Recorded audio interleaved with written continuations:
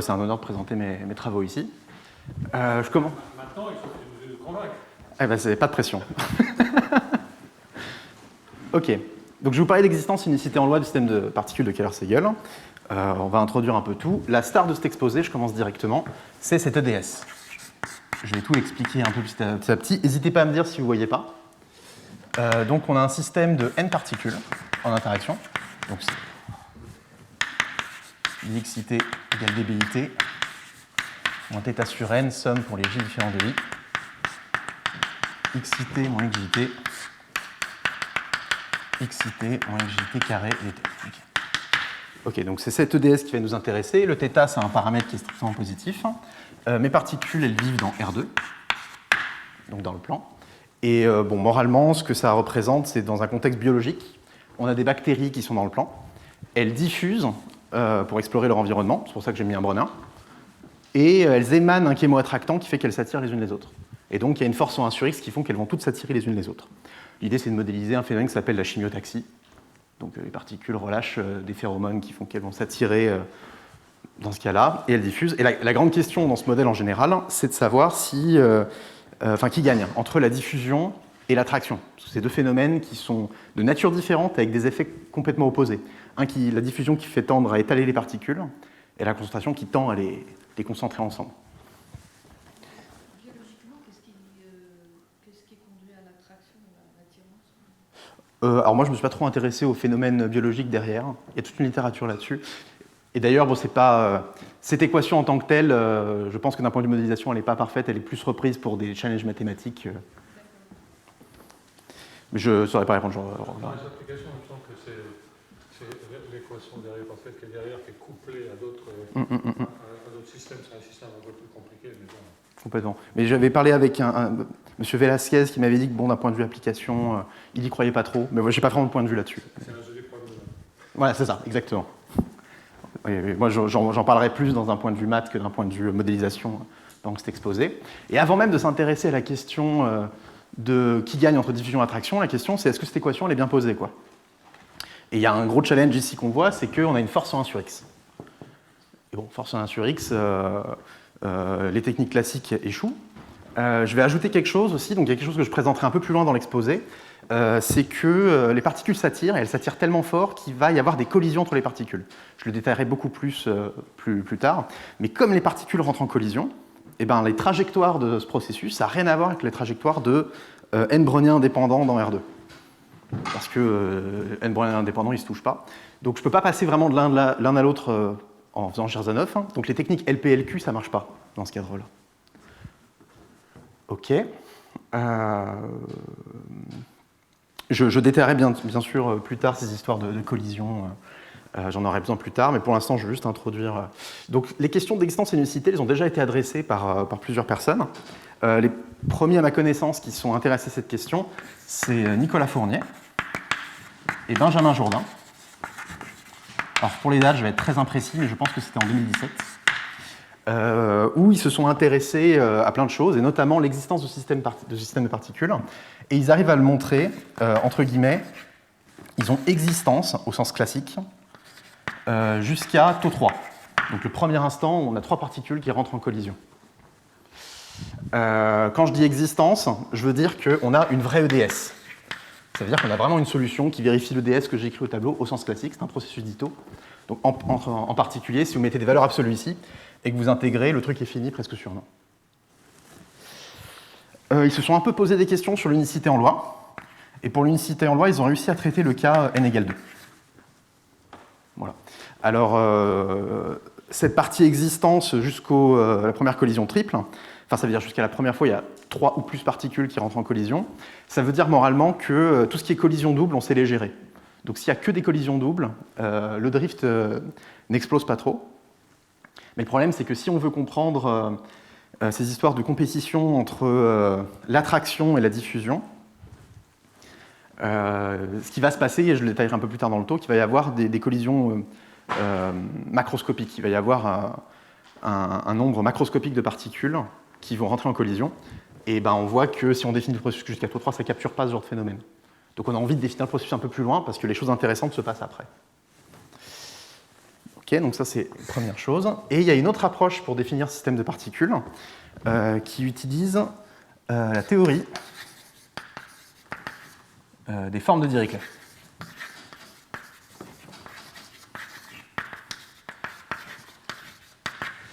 Je ne vais pas du tout développer ce que c'est la théorie des formes de Dirichlet ici. C'est tout un monde en soi. Et les premières personnes qui ont décidé d'appliquer cette théorie à ce modèle précis, c'est Patrick Katyó et Laure Pédèche. Je pense que c'est un papier qui date de 2016.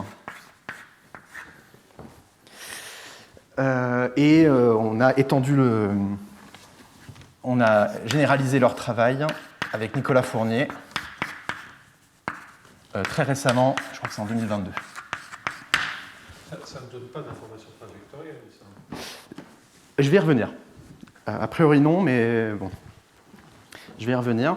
Mais effectivement, dans un premier temps, ça donne une notion d'existence qui n'est pas une existence au sens classique. Alors,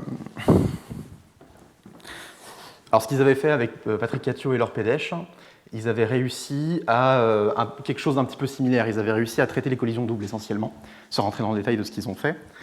Et nous, on a réussi à avoir existence, que je vais préciser en quel sens, d'un processus jusqu'à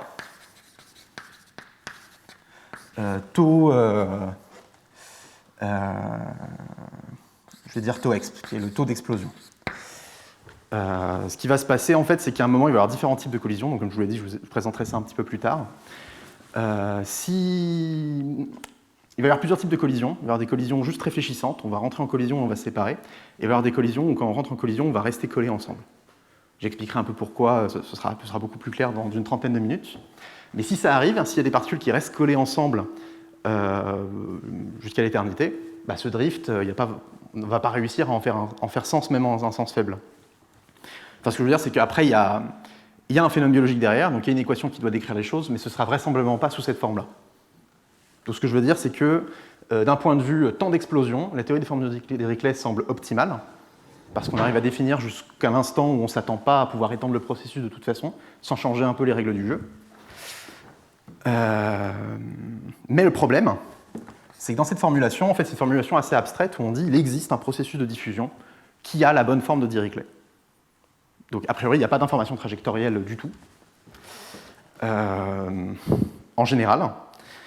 Mais on arrive quand même à dire des choses, parce qu'il y a une formule d'Ito un petit peu adaptée, qui fait que, entre guillemets, tant qu'il n'y a pas de problème, on arrive à dire des choses. Typiquement, le processus qu'on a, il vérifie cette EDS sur les instants où il n'y a pas de collision. Ce qui veut déjà dire qu'on est un peu sur la bonne voie, mais on a envie d'avoir une vraie formulation EDS où on voit ce qui se passe même pendant les collisions un peu difficiles. Donc ici, je dis, c'est jusqu'à taux d'explosion, mais pas d'EDS. J'y reviendrai, bien sûr. D'accord. Et le but de cet exposé, c'est d'essayer de proposer une solution pour avoir vraiment une EDS de cette équation, jusqu'au temps d'explosion, sans utiliser la théorie des formes de Dirichlet, qui est un petit peu une boîte noire. Enfin, pour moi en tout cas, c'est un petit peu une boîte noire. Essayer de voir un peu concrètement pourquoi le système existe. Alors en vrai, ce que je viens de dire est un petit peu frauduleux, parce que ce qu'on a réussi à démontrer avec Nicolas Fournier dans ce papier-là, c'est qu'il ne peut pas exister de solution au sens classique de cette EDS. En fait, si vous supposez par l'absurde qu'il existe une solution de cette équation, et que vous mettez des valeurs absolues ici, l'intégrale va être égale à l'infini presque sûrement dès que vous allez vivre une collision un peu trop intense. Donc on est obligé de changer la notion de solution. Et c'est un peu ça que je vais présenter aujourd'hui. D'accord. Donc ça, c'était ce que je voulais raconter sur le contexte. Maintenant, je vais changer de sujet complètement pendant 2-3 minutes, et je vais vous parler de processus de Bessel.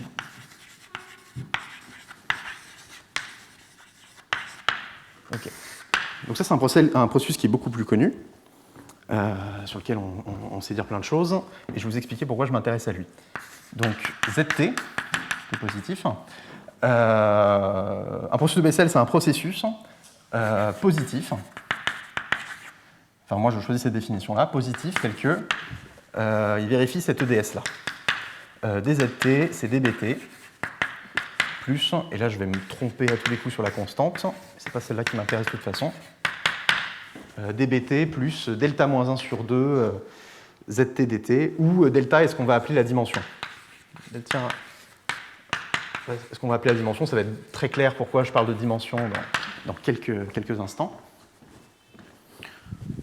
Ok, donc on a cette EDS. Alors pourquoi j'en parle de cette EDS? Bon, déjà parce qu'on connaît beaucoup de choses dessus, et en plus parce qu'elle est très similaire avec l'équation qu'on a là. On a un bruit et on a une force en 1 sur x. Donc si on sait dire des choses sur le Bessel, on espère pouvoir transporter ça ici. Et il se trouve que pour... En tout cas, tant qu'il n'y a pas de collision à 3 corps, parce que ça, c'est parfait pour analyser un système à 2 corps. Complètement. Même à plusieurs corps, mais je reviens dessus tout de suite. Mais complètement.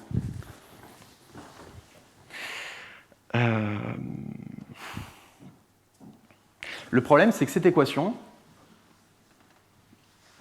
Alors c'est effectivement beaucoup plus clair pour une collision à 2 corps en tout cas. C'est pas clair qu'il y ait existence pour cette EDS. En fait, il y a des cas où il n'y a vraiment pas de solution pour des raisons en fait très similaires. Donc pour analyser ce processus, on remarque déjà un petit tour de magie pour essayer de le comprendre un petit peu. C'est que si on regarde VT, qui est le carré de ZT, et que vous appliquez Ito comme si vous aviez le droit de le faire, ça va vous donner 2 racines de VT dWT plus delta dt. La constante ici étant calculée de telle sorte à choper un delta juste là. Et cette équation, en fait, on la connaît bien, parce que par exemple, si delta est entier, alors Vt, ça va être exactement la norme de Bt carré, où B, c'est un mouvement brownien de dimension delta. Donc si delta est dans n, vous prenez un vrai mouvement brownien de dimension n, vous appliquez Ito, et vous trouvez exactement ce terme-là. Vous trouvez vraiment exactement ça. Il se trouve que cette équation, elle est bien posée de manière critique parce que vous avez une racine ici. Et du coup, cette équation, elle fait sens quel que soit le delta dans R que vous preniez. Donc on le pose de manière abstraite et on dit ça devrait représenter une norme de brownien carré en dimension delta, quoi que veuille dire un brownien en dimension delta.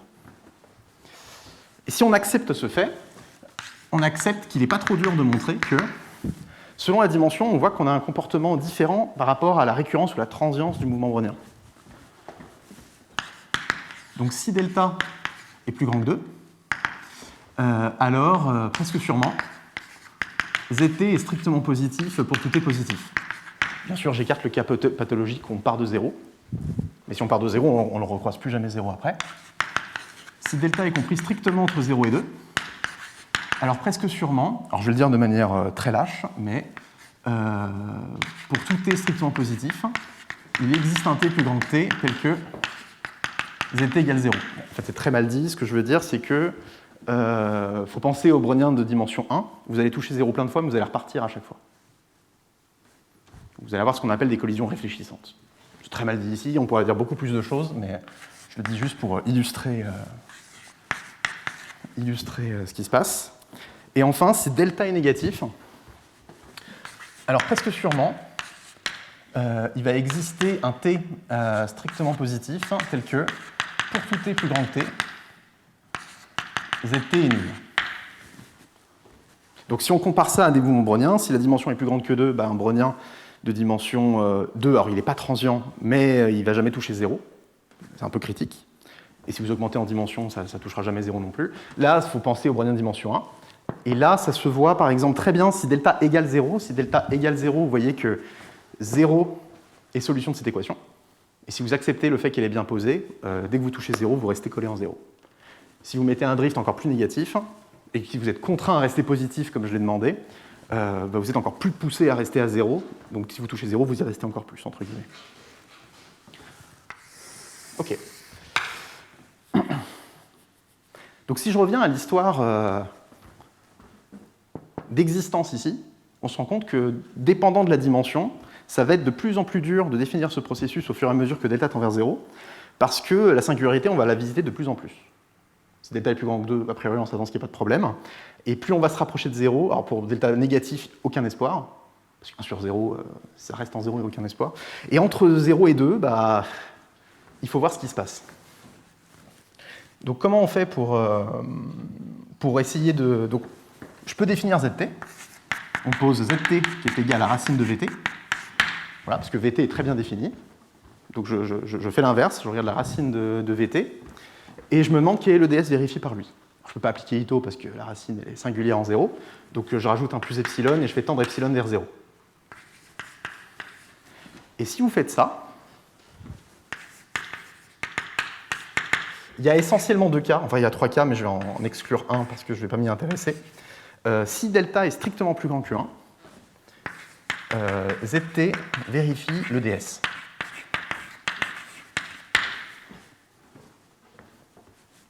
Très bien. Si delta est compris entre 0 et 1, alors ZT ne vérifie pas l'EDS, mais presque. Alors ZT vérifie l'EDS, mais vous devez corriger un petit peu votre équation. En fait, ce qui se passe, c'est que vous devez, moralement, je ne vais pas rentrer dans le détail de ce qui se passe, parce que je ne vais pas le faire de la même manière pour Kähler-Séguel, mais vous devez retrancher l'infini fois le temps local en 0. Pour ceux qui connaissent un petit peu, vous utilisez la formule d'occupation pour réexprimer ceci. Et pour gagner en intégrabilité, si vous retranchez le temps local à 0, comme votre temps local en A, il est Hölder en A, vous gagnez un petit peu de marge pour pouvoir définir votre processus. Et ça revient à retrancher l'infini fois le temps local en 0. Ce qui ressemble un peu à de la renormalisation de loin. Ok. C'est tout ce que je voulais vous raconter sur le Bessel. Maintenant, on va revenir sur Kähler-Séguel. Ok. Très bien. Donc, comme je l'ai dit, donc retour sur Kähler-Séguel. Où est-ce que j'ai envie d'aller? Ouais.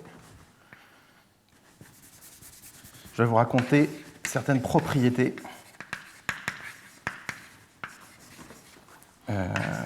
sur cette équation. Donc, je ne vais pas encore toucher au vif du sujet tout de suite.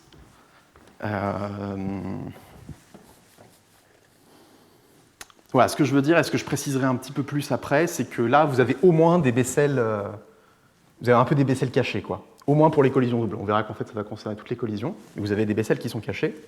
Et du coup, les difficultés que vous avez à définir vos processus de Bessel, vous risquez de les retrouver ici. Donc, vous risquez de devoir faire au moins le travail que vous avez fait pour les Bessel, à faire un peu de renormalisation ou des choses qui s'y apparentent pour définir votre processus. Je ne vais pas attaquer tout de suite la question de l'existence de ce processus. Je vais d'abord décrire des propriétés qu'il aurait si jamais il existait. Et on va s'appuyer dessus pour le définir après. Donc, petit 1, je vais vous parler de Gerzanov un petit peu, de Gerzanov. Alors, comme je l'ai dit tout à l'heure, ce n'est pas Gerzanov au sens faire un Gerzanov sur cette EDS, parce que c'est beaucoup trop singulier, c'est une sorte de Gerzanov un peu plus partiel. L'idée, c'est que si vous mettez, alors je vais prendre K qui est inclus dans un N, qui va représenter un sous-label de particules, et on va s'imaginer que les particules qui sont indexées par K, elles sont loin des particules indexées par K complémentaires. Là, il y a une distance L qui les sépare, quoi. Bah, si on est dans ce cas-là, les particules qui sont dans K, je vais écrire leur EDS. Et en fait, ce qui va se passer, c'est que dxit, ça va être égal à dbit, moins, et je sépare la somme en deux, je vais séparer selon l'influence constante des particules qui sont ces congénères dans K, et les particules qui sont un peu plus éloignées. Donc on va avoir moins θ sur n, somme pour les J dans K, xit moins xjt, xit moins xjt carré dt, moins le deuxième, θ sur n, somme pour les J qui ne sont pas dans K, xit moins xjt, xit moins xjt carré dt. Et là, ce que je vais faire, c'est que je vais faire un Gerzanov. Je vais appliquer le théorème de Gerzanov et je vais cacher ce terme-là, qui est borné en fait, parce que ça représente les interactions entre la particule I et les particules qui sont là. Mais comme c'est en 1 sur x, bah, c'est borné, quoi, à cause de cette distance. Donc ce truc-là est borné, donc je peux le cacher dans le brownien par Gerzanov, quitte à changer de proba. C'est un miracle que je peux faire ça. parce que ce que je enlève par Jirzanov, il est sous forme gradient. C'est vraiment pour ça que je peux le faire. Je suis en dimension 2, je ne peux pas le faire avec n'importe quoi. C'est parce que c'est sous forme de gradient, c'est parce qu'il y a une structure sous-jacente que je peux le faire sans me poser de questions. Et là, qu'est-ce qui se passe? On retrouve l'équation de Keller-Segel encore. C'est la même, hein, c'est l'équation de Keller-Segel, mais restreinte aux particules ici. Et elles sont drivées par un brownien indépendant du brownien qui drive celle-là. En fait, vous avez même deux processus de Keller-Segel drivés par des browniens indépendants. Donc indépendants, mais je reviendrai dessus, parce que c'est pas clair. Il faut juste régler un petit détail, c'est que là, dans ce contexte-là, grand N, il ne veut rien dire. Parce qu'il n'y a pas grand N particules, il n'y en a que cardinal de K. Donc ça, il faut le voir comme θ sur n cardinal de K divisé par cardinal de K. Vous avez cardinal de K particules. Et ça, vous devez le comprendre comme un θ équivalent. Les particules s'attirent un petit peu différemment, quoi. D'accord, c'est tout ce que je voulais raconter sur comment utiliser Jirzanov dans ce cadre-là. Donc on garde en tête l'idée que si on a deux paquets de particules qui sont un petit peu loin les unes des autres, elles se sentent peu. Donc quitte à modifier légèrement l'espace de proba, ça revient à regarder deux systèmes indépendants. Et par deux systèmes indépendants, j'entends qu'il y a des subtilités cachées, mais je garde ça pour la fin. Deuxième propriété, sur laquelle je vais vraiment me baser pour construire le processus, c'est la décomposition du processus. Donc là, je vais vous parler beaucoup de collision et du travail qu'on a fait avec Nicolas Fournier à ce sujet. Donc n'hésitez pas si vous avez des questions à ce moment-là, parce que je vais vraiment m'appuyer dessus pour la suite. Je place le décor. Donc, pour K includant un n, donc pareil, dès que je parlais d'un K includant un n, il faut le penser comme un sous-ensemble de particules, enfin comme un sous-ensemble de labels de particules. Et si vous avez X qui est une configuration, donc c'est-à-dire un ensemble dans R de n, donc ça veut dire vous le voir comme n points dans R2, je définis Sk de X qui est la moyenne empirique, donc 1 sur cardinal de K, somme pour les K dans K de Xk. OK. Et Rk de X qui est à une constante près la variance empirique. Xk moins Sk de X. Carré. Alors vous allez me dire, il manque un 1 sur cardinal de K. C'est vraiment pour des raisons esthétiques, pour des raisons que j'expliquerai peut-être un petit peu après, mais comme on est à n fixé, c'est essentiellement inessentiel. OK. Et je vais garder ça. Je vais garder l'équation. Donc ce qui est intéressant, c'est que le processus, en fait, vous pouvez le décomposer en plusieurs morceaux. Il y a un premier morceau qui est très clair, c'est le milieu, le barycentre de toutes les particules. Donc j'appelle MT, qui est égal à S1N de XT. Donc si vous sommez les trucs dans S1N, comme votre force elle est impaire, les contributions vont s'annuler. Ce qui revient un petit peu physiquement à isoler le système et de regarder les forces extérieures qui s'appliquent dessus, il n'y en a pas. Donc c'est vraiment juste un brownien. Ça, c'est un mouvement brownien avec un coefficient de diffusion qui dépend de n, mais qui est constant, donc je ne le mentionne pas. Donc ça, c'était relativement connu. Il y a un deuxième processus qui est dt. Donc là, ça revient à la question qui était posée juste ici. On regarde R1n de xt. Et ça... Alors, ça a l'air un peu magique, ça n'allait pas trop avec la conversation qu'on a eue juste avant. Ça, il se trouve que c'est exactement un carré de Bessel. Donc le VT que j'avais défini avant. Deux dimensions explicites. Deux dimensions n-1 fois 2 moins θ. C'est pas très surprenant parce que quand on regardait un Bessel simple et qu'on regardait son carré, on avait le carré de Bessel. Comme Keller-Segel, c'est un petit peu un Bessel, que regarder la variance, c'est un peu regarder son carré. On s'attend à avoir un truc qui ressemble à un Bessel. Bon, ça ressemble pile à un Bessel, c'est quand même plus magique que prévu. Et du coup, pour revenir à la question qui était posée ici, même les collisions à n particules, c'est encodé par des Bessel en un sens.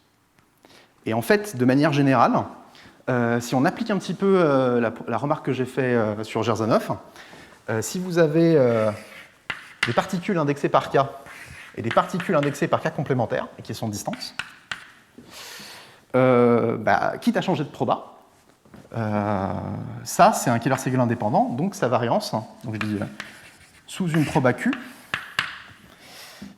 qui est équivalente à P, enfin, sous une proba Q, vous allez avoir que RK, ça va être un carré de Bessel, 2 dimensions. Et là, du coup, c'est plus un système à n particules, et on a changé le θ. Donc vous pouvez déduire la dimension de votre carré Bessel de là. Donc on n'a que cardinal de k particules. Donc je remplace le n par cardinal de k. Et là, je remplace le θ par la valeur du θ équivalent. Donc c'est-à-dire θ cardinal de k divisé par n. Donc ce qui est assez...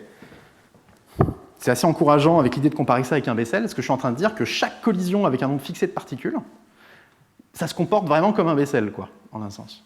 Donc on s'attend à ce que les difficultés qu'on avait pour définir le Bessel, il va se retrouver pour définir chacune des collisions qu'on a. Et notre espoir, c'est que la difficulté qu'on va avoir pour le définir, c'est exactement la même que pour le Bessel, donc peut-être qu'en tirant l'artillerie pour les Bessel, on arrive à s'en sortir pour Kähler-Séguél. C'est ça l'espoir. Est-ce que déjà c'est clair ça pour tout le monde? Ça va? Ok. Alors ça, c'était, ça faisait partie des conjectures du papier de Nicolas Fournier et de Benjamin Jourdain. Enfin, ils avaient déjà compris ces histoires de dimensions. Et ce qui manquait, c'était cet ingrédient-là qu'on a trouvé avec Nicolas. Parce que là, quand vous y pensez, je vous ai parlé de décomposition, là, je n'ai pas encore décomposé en morceaux. J'ai le milieu, j'ai le rayon. Alors, on a envie de comprendre l'angle, quoi. Donc je définis, pour tout i dans un n, je pose xit. Alors je vais introduire beaucoup de choses, je vais tout expliquer. UIT, c'est xi rho t moins m rho t, donc prenez pas peur, je vais tout expliquer, divisé par racine de d rho t. Où rho t, c'est l'inverse généralisé de AT, et AT, c'est l'intégrale de 0 à t ds sur ds. Ok. Je reviendrai, là je vais introduire beaucoup de choses un petit peu abstraites, je reviens dessus. Donc là c'est le seul moment où il faut s'accrocher un petit peu. Donc là pour l'instant, je pose ce truc. Donc je regarde mes particules et je les centre. Je regarde mes particules et j'enlève MT, j'enlève le milieu. Parce que je m'intéresse à... Je sais quand elles vont collisionner tous ensemble, mais je m'en fiche un peu de où elles vont collisionner. Donc j'enlève le barycentre, ce n'est pas la notion la plus importante du problème, qui est un petit peu invariant par translation. Et j'ai envie de comprendre un petit peu la collision à n un peu plus finement, donc je normalise, c'est un peu une normalisation comme un TCL, au fond, comme un théorème central limite.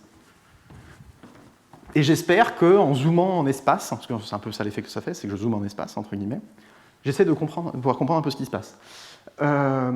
Pourquoi je change de temps de cette manière?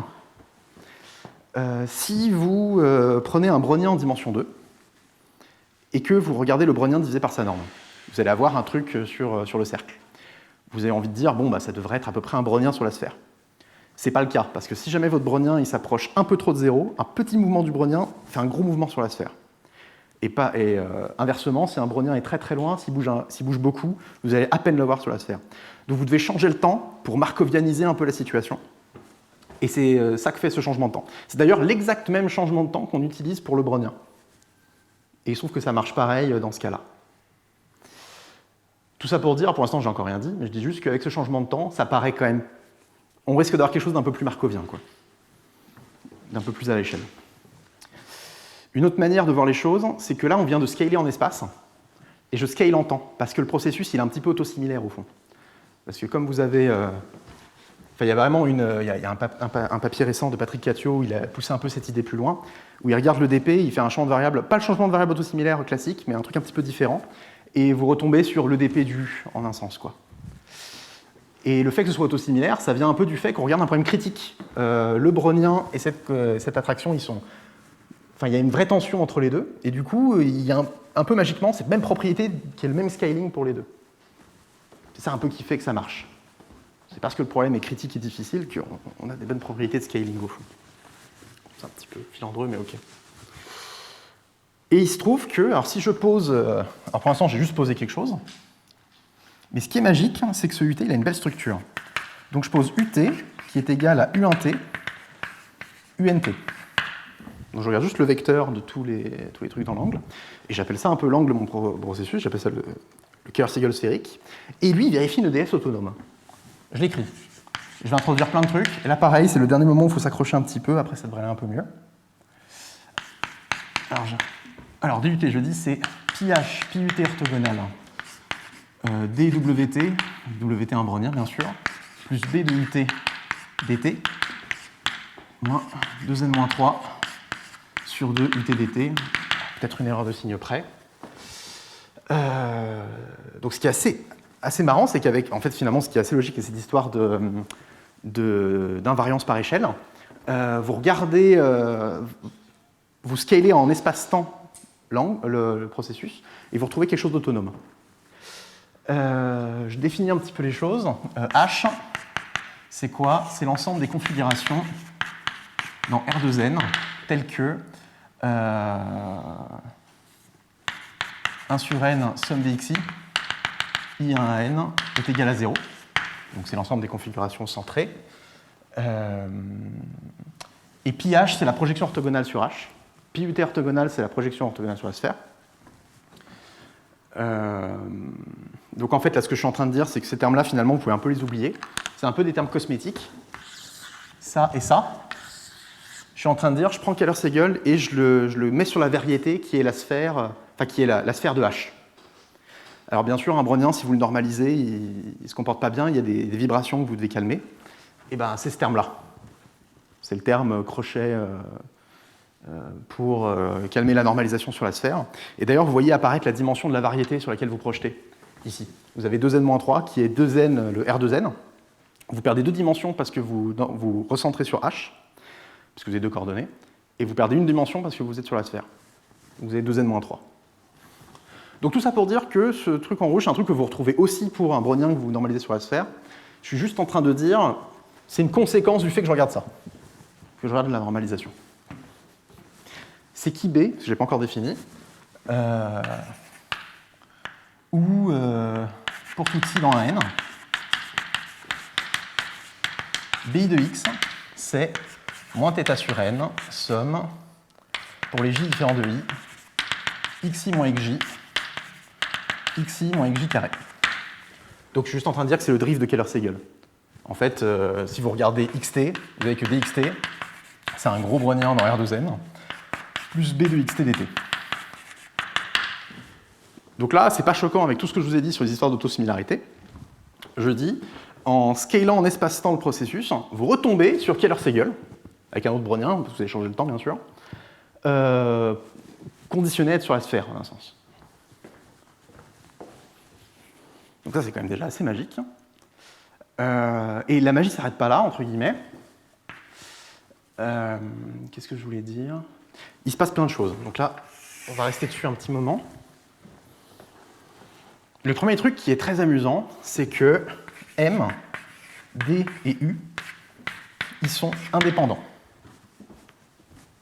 Ça, c'est déjà assez magique. Si vous voulez vous en convaincre, alors c'est un vrai travail, on utilisait les formes de Dirichlet à l'époque pour le démontrer. Là, de toute façon, on parle d'un processus qui n'existe pas. Donc, vous pouvez le voir en faisant des calculs de crochet. Faites des calculs de crochet. Bon, autant entre M et D, c'est très clair. Entre M et U, c'est très clair, parce que le barycentre, il est indépendant des xi moins xj. Si vous faites un simple calcul de crochet. Autant, c'est plus délicat pour ces deux-là, mais ça se fait. C'est un calcul qui n'est pas si long, mais il faut le faire. Donc ils sont indépendants. Donc ça, c'est... Donc le fait que le barycentre soit indépendant du reste, il n'y a pas de souci. Et là, on est un peu en train de dire que c'est un peu l'autosimilarité encore. C'est que vous vous rapprochez de l'explosion, mais ce qui se passe au voisinage de l'explosion, c'est la même chose que ce qui se passait avant. Et du coup, c'est un peu indépendant ce qui se passe au moment de la collision et ce qui se passe juste avant, quoi. Autre chose un peu marrante, c'est que si vous regardez A, donc A c'est ça, à taux n, donc taux n c'est le premier instant, on a n particules qui rentrent en collision, ce truc-là, il est presque sûrement égal à l'infini. C'est pas si compliqué à voir si vous faites un petit peu des calculs, un peu de calcul tôt sur le Bessel, mais en gros ce que ça dit, c'est que c'est pas évident tel quel, il faut faire le calcul. Ce que ça dit, c'est que votre changement de temps, du point de vue de U, le temps d'explosion, c'est son infini à lui. En fait, vous avez normalisé l'espace ici en disant plus je me rapproche d'une collision, donc plus D se rapproche de 0, plus je grossis les choses, donc plus je zoome. Donc je suis en train de dire plus je me rapproche d'une collision, plus je zoome ce qui se passe. Et ben le zoomage en temps, il a l'effet que plus je me rapproche de la collision à n, plus le temps se gèle. De telle sorte à ce que je ne vois jamais la collision à n en fait. Ce qui était quelque chose de crucial à l'époque avec Nicolas quand on voulait comprendre les collisions, quand on voulait comparer s'il y avait des collisions n-1 avant des collisions à n, bah ça revenait à se demander si le U vivait des collisions n-1 tout court. Parce qu'on rendait indépendant ces deux choses. Ok. Et un dernier truc que j'ai envie de dire là, sur les propriétés de Keller-Segal, donc comme je vous en ai fait la promesse au début, je vais vous parler un peu du résultat sur les collisions qu'on avait avec Nicolas, pour comprendre comment les collisions arrivent et quelle est la hiérarchie entre elles.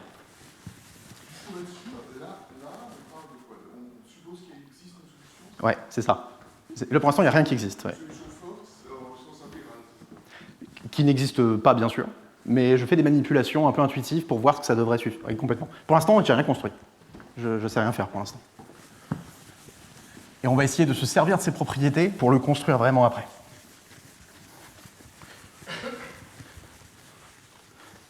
Ok. Et en fait, cet objet-là, c'était un outil absolument crucial pour prouver le résultat suivant. Alors pour illustrer un peu ces histoires de collision, vous voyez que vous avez une collision à cardinal de K particules, si et seulement si votre RK touche 0 ou pas, quoi. Donc en fait, si vous voulez savoir si un Bessel touche 0 ou pas, vous n'avez qu'à regarder cette dimension et la comparer avec 0 et 2. Parce que vous savez qu'un Bessel de dimension plus grande que 2 touche jamais 0, entre 0 et 2 touche 0 une infinité de fois, et négatif, il touche 0, il reste collé pour toujours. C'est pour ça qu'on a l'intuition qu'il y a un moment, il va y avoir une collision collante, ce qui fait que ça va être la fin du système de toute façon. Et en fait, c'est explicite, donc on peut le calculer. Donc là, je trace en fonction du nombre de particules impliquées la dimension pour avoir cardinal de K particules. Je vais me mettre, pour que ce soit intéressant, dans le cas 10 sur critique, parce qu'il y a un truc que vous observez ici, c'est que la dimension, elle devient négative si θ est plus petit que 2. Et donc, si θ est plus petit que 2, vous allez avoir une collision collante avec toutes les particules. Et c'est comme ça qu'on discrimine le cas 10 sur critique et le cas sous critique. En fait, donc, si vous l'étudiez bien, je ne vais pas le faire ici, mais si jamais cette dimension est strictement positive, en fait, tous les autres Bessel sont ces dimensions strictement positives, et ça commence par la collision à n si on voit une explosion arriver, quoi. Donc, dans le cas où θ est strictement plus petit que 2, ce qui correspond grosso modo à ce qu'avaient déjà montré Benjamin Jourdain, Nicolas Fournier et Patrick Cattiot et Laure Pédèche, c'est le cas où on n'a pas de collision collante, donc on arrive à gérer un peu mieux les choses. Ça reste difficile, mais on arrive à gérer les choses. Et là, on s'intéresse au cas θ strictement plus grand que 2, où on peut voir potentiellement des Dirac apparaître, on va avoir des collisions de plein d'ordres. Et l'histoire doit s'arrêter à un moment, parce qu'on ne peut pas définir le système si les collisions sont collantes. Donc je dis, si je dessine la courbe qui représente la dimension des collisions pour cardinal de K particules en fonction de cardinal de K, je sais quelles collisions ont le droit d'arriver ou pas. Donc je trace, je vais prendre un truc comme ça, donc j'ai la droite 0, et j'ai la droite 2. Quand je vais dessiner cette courbe, tout ce qui va être au-dessus de 2, ça va être des non-collisions, et ce qui va être en dessous, ça va être des collisions réfléchies, et ce qui va être en dessous de 0, ça va être des collisions collantes, ce qui va être des collisions dangereuses, quoi, pour l'existence du système. Je mets 2, parce que collision à 2, à 3, etc. Et je vais expliquer le rôle de K0, K1, K2. Avec K0, c'est un certain entier qui vaut partie entière de 2n sur θ. K1, c'est 1 de moins, K2, c'est 1 de moins de celui-là. Ça prend les entiers mis dans l'ordre. Trêve de suspense, je vous dessine la courbe. Ça va ressembler à ça. Alors, je ne sais pas si je vais réussir à le faire comme ça. Voilà. Donc pas de surprise, hein, parce que là, ce que je dessine, c'est un polynôme de degré 2. Ça, on sait faire. Et donc, on a... alors déjà, c'est déjà quelque chose de marrant. On voit qu'il y a un compromis qui se dessine. On va avoir des collisions doubles, mais pas de collision à 3. Pas à 4, pas à 5, pas à 6. Et à un moment, vous allez avoir un nombre déterministe qui va être ce nombre moins 2, quoi. Vous allez avoir des collisions entre ces particules-là. Et vous allez avoir que des collisions avec K2, K1, K0 particules. En fait, ce qu'on a montré est un peu plus fin que ça. On a montré que, presque sûrement, il y a un moment où on va avoir un nombre déterministe de particules qui vont rentrer en collision entre elles. Et disons que ce nombre vaut 50. Vous allez avoir une collision avec 50 particules. Et ce qui va se passer, c'est que chacun des 50 sous-groupes de 49 particules impliquées dans cette collision à 50 vont toutes rentrer en collision réfléchie une infinité de fois. Et avant chacune de ces collisions à 49, vous allez avoir chacune des collisions à 48 particules, à 49 en tout, qui vont rentrer une collision une infinité de fois avant chacune de ces collisions à 49. Et même scénario pour les collisions doubles avant les collisions à 48. C'est un peu un phénomène en poupée russe. C'est ce que je veux dire. Voilà, donc ça, je ne vais pas trop développer là-dessus, c'était le résultat qu'on a avec Nicolas. Tout ça pour vous dire que on a des collisions qui arrivent, des collisions aussi collantes, donc il y a un vrai problème à élucider dans ce travail.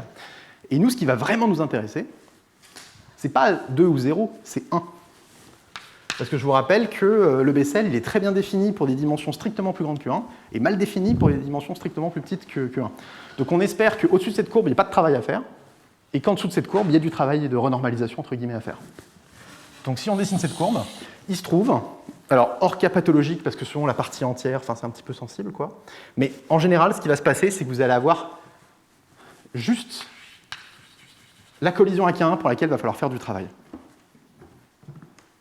Selon les choix de θ et de n, ça peut un peu varier, mais en général, là je l'ai mal dessiné, mais vous allez avoir que les collisions à K1 qui vont correspondre à des Bessel de dimension strictement plus petite que 1. Est-ce que c'est clair jusque-là? Ok, super.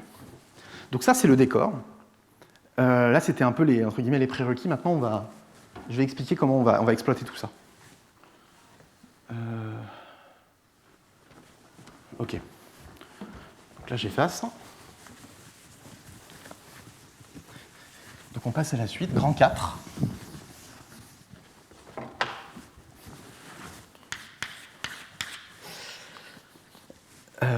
Résultat principal.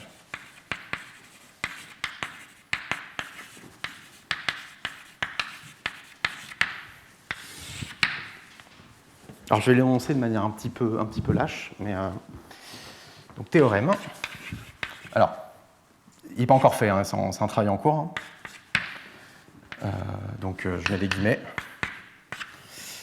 Donc je ne précise pas vraiment le sens de ce que je dis, mais je dis il existe un unique en loi, processus XT, qui vérifie le DS suivante. Donc je reprends mes notations avec B qui est le drift global de Keller-Seigel, donc je vais l'écrire comme ça, XT, ça va être égal à X0 plus BT plus la limite quand epsilon tend vers 0. Quand je parle de limite, ça va être une limite en proba. Enfin, tout ça se reformule avec une limite en proba. Intégrale 0 à t, B de XS, produit, donc c'est là où il se passe quelque chose de nouveau, parce que jusque-là, le x0, xt, B de XS qui ne dépend pas de epsilon, c'est l'équation normale. Et je rajoute ce truc, qui est l'ensemble des cas inclus dans l'ensemble des ensembles de labels, égal à K1, les trucs pour lesquels je dois faire un travail. Et là, je mets indicatrice RK de XS plus grand que epsilon ds.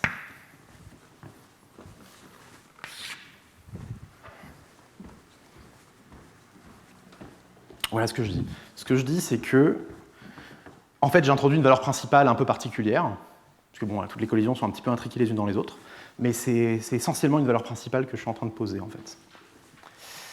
Ok. On en est où? Ok, super. Donc c'est ça. Donc, je vais essayer de vous raconter un petit peu pourquoi c'est vrai. De manière formelle, bien sûr. Ok. La limite, c'est une limite presque sûre. En proba. En proba. En proba, ouais. Et la variable aléatoire, elle est intégrable ou pas? Tu as arrêté de faire. La variable aléatoire. C'est un processus. Oui. Et il est intégrable? J'ai pas regardé ça. Je sais pas. Bon, c'est vraiment juste pris au sens proba dans un premier temps. Mais peut-être qu'on peut améliorer. Ouais. D'ailleurs, les choses vont être un peu explicites, donc peut-être qu'on va le voir assez rapidement. Ok, donc en fait, comment je vais faire ça? Alors vous allez voir qu'en plus, une force de cette construction, c'est qu'on comprend ce qui se passe. Et je peux partir de n'importe quel point de départ. Je peux aussi partir d'un point de départ où tout le monde est au même endroit si je veux. Donc tu peux partir d'une configuration où il y a déjà des collisions. Ouais, complètement. Et ça va être très clair dans la construction. Preuve. Avec des guillemets, encore une fois. Je vais faire une récurrence, en fait. Grâce à ce truc de Jerzanov, on va pouvoir ajouter les particules une à une. Donc n égale 1, ça c'est clair, c'est construire un mouvement brownien. Bon, pas de problème. Hérédité. Soit n, tel que P de n soit vrai. On comprend ce que je veux dire. Montrons que P de n plus 1 est vrai. Alors je fais comment? Donc je suppose que je sais construire des processus de Keller-Segel avec n particules, et je veux construire le processus à n plus 1. J'y vais par étapes. Alors là, je vais mettre beaucoup de choses sous le tapis, parce que c'est très technique.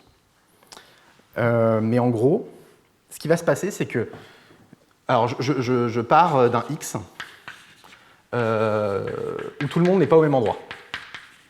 Voilà, je pars des configurations initiales les plus faciles, entre guillemets. Si tout le monde est au même endroit, je verrai ça pour plus tard. Si tout le monde n'est pas au même endroit, ce que je dis, c'est que jusqu'à ce qu'il y ait une collision où tout le monde est au même endroit, je peux toujours me débrouiller pour toujours séparer en deux sous-groupes, en un sens. C'est vraiment pas facile, c'est vraiment pas évident parce qu'il faut trouver une bonne notion de c'est quoi des sous-paquets. Et comme la propriété être à distance epsilon les unes des autres, c'est pas une relation d'équivalence, vous pouvez enchaîner des trucs à distance epsilon et les deux du bout sont pas à distance epsilon, vous devez trouver une bonne notion de c'est quoi un paquet. Mais ça se fait en changeant votre règle de graduation en fonction du nombre de particules impliquées. Par exemple, 2 particules proches, elles sont à distance epsilon. 3 particules, je les considère proches, elles sont à distance racine de epsilon, entre guillemets. C'est un petit peu ça l'idée qu'il y a derrière. Si je fais ça, je dis depuis le temps 0 jusqu'au temps, on va dire taux état n, donc je fixe un état strictement positif. Je regarde le premier instant où la dispersion à n particules égale état, qui est tout petit.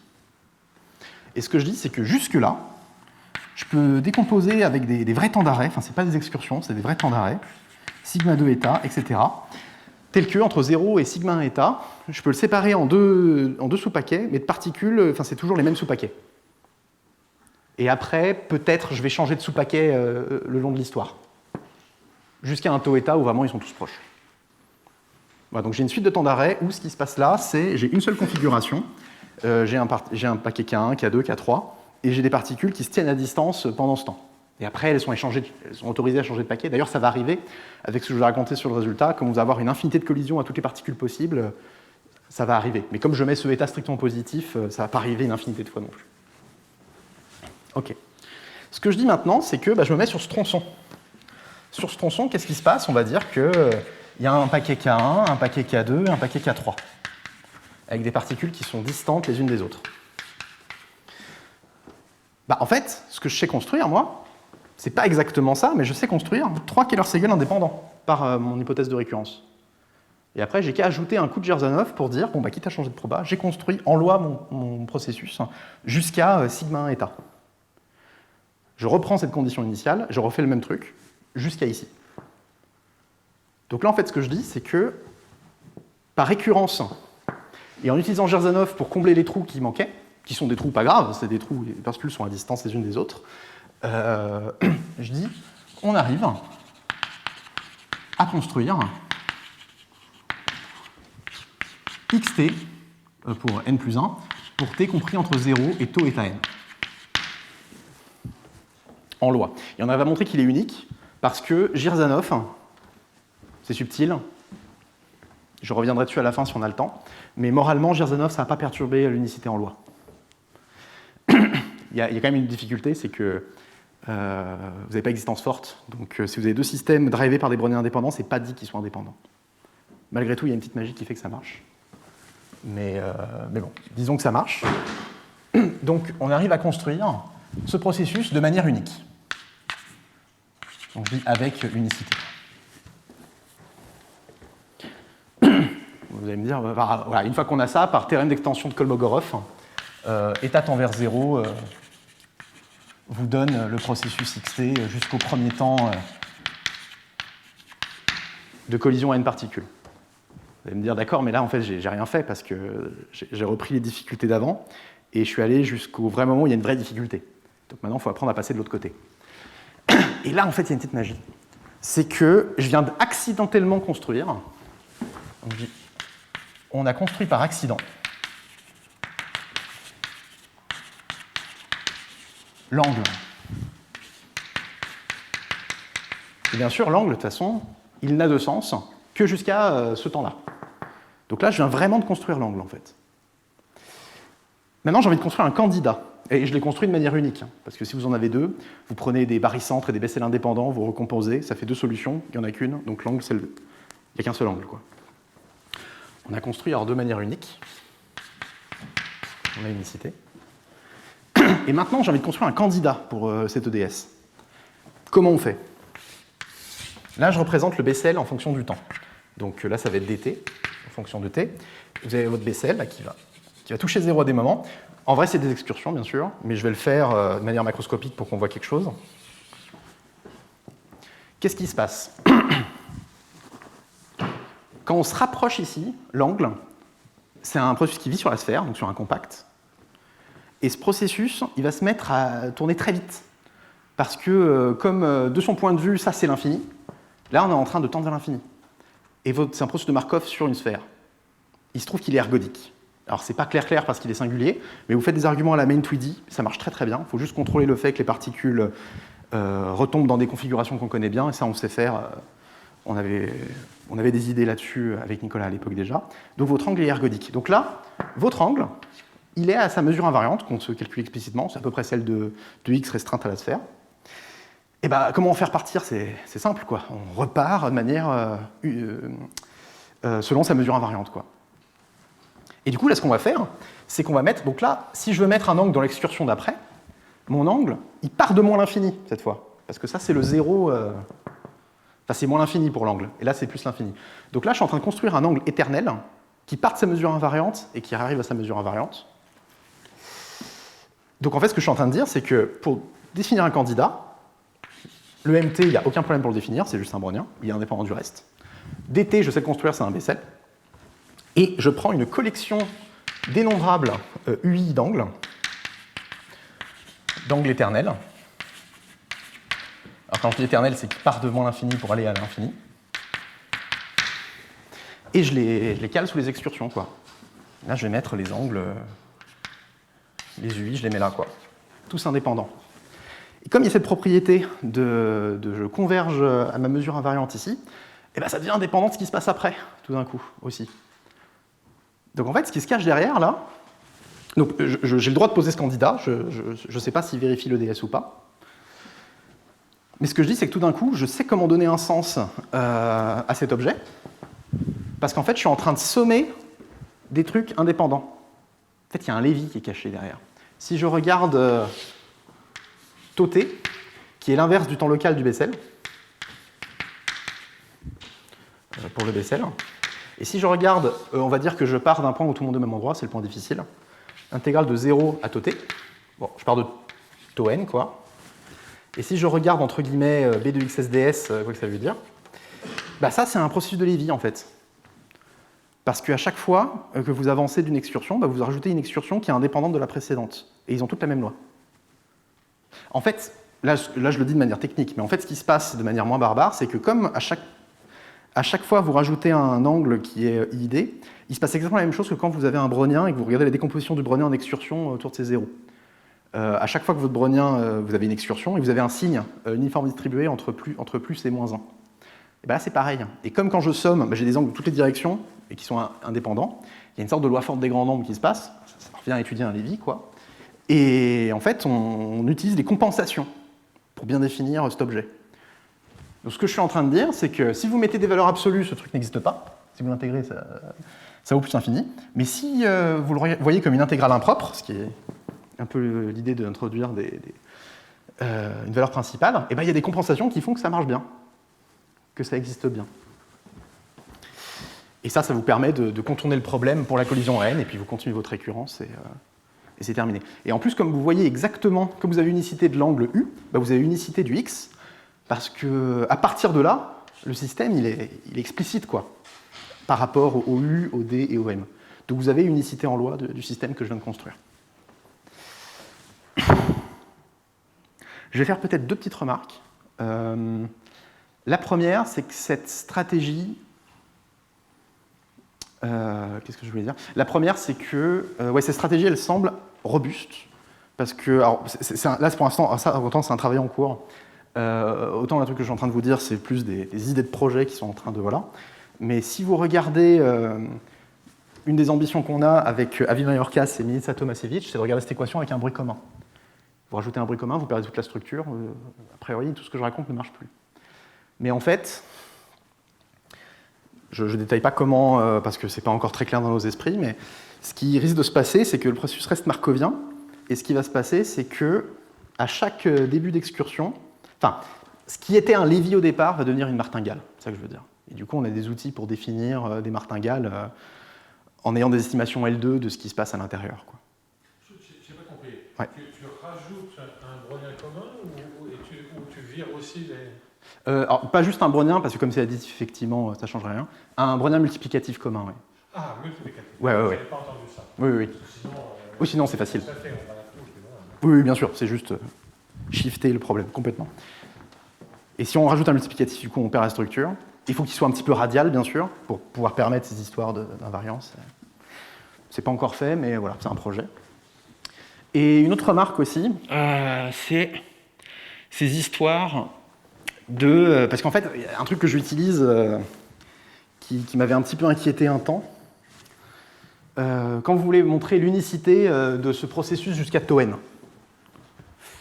vous dites, on l'a construit pour le construire, c'est pas difficile, vous construisez des Kähler-Séguél indépendants, vous faites Jerzanov et vous savez le construire. Pour montrer l'unicité, vous le prenez, vous appliquez Jerzanov à l'envers, et vous dites, bon, ça c'est 3 Kähler-Séguél drivés par des browniens indépendants, donc ils sont indépendants, donc je connais la loi. Mais ça c'est vrai que si j'ai existence forte, quoi. Je sais pas qu'ils sont... en fait, il se peut que ces browniens, comme il y a de la singularité, il y a l'aléa des autres paquets qui viennent participer à... Enfin, ce que je veux dire, c'est que c'est pas clair qu'ils sont indépendants. Et en fait, ce qui rend ces choses indépendantes, c'est qu'on a unicité en loi de chacun de ces paquets. Et en fait, il se trouve que si vous avez 2 EDS pour lesquelles vous avez unicité en loi, si elles sont drivées par des browniens indépendants, elles vont être indépendantes quand même. Je ne vais pas avoir tout le temps de creuser là-dessus. S'il y a des questions dessus, avec plaisir pour répondre. Et je pense que je vais m'arrêter là-dessus. Merci beaucoup de m'avoir écouté.